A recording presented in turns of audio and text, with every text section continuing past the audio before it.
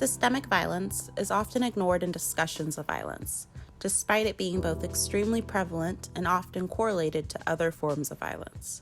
Systemic violence, sometimes known as institutional violence, refers to any oppression or marginalization that resides in the systems by which we have constructed our society, economy, and social structures. This may sound broad, and it is. That's why it can be said that systemic violence victimizes the most people out of any other forms that we will discuss in this PSA. Think of the big isms: racism, ableism, heterosexism, cissexism, classism, and more. If you've experienced any of these or been marginalized in any way, you should feel enabled to identify with survivorship. Systemic violence is deadly.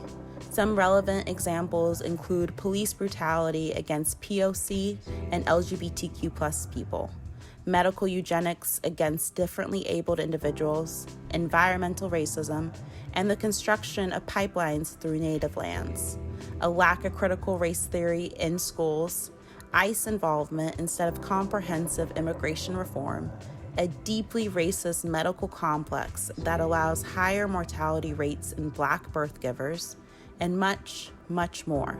Systemic racism seeps into every fiber of the tapestry that makes up America. Abusers and perpetrators of violence often take advantage of these institutional problems. Hate-based altercations are often at the hands of individuals who feel vindicated in some way by society or political officials.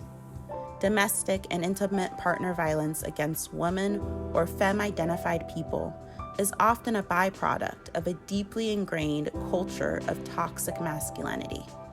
Interpersonal violence in our carceral system is informed by a system that encourages recidivism and is designed to dehumanize its inhabitants.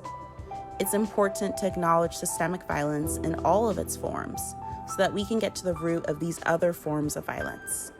We believe it's also important that people who experience systemic violence daily are empowered to identify with survivorship and seek out resources accordingly.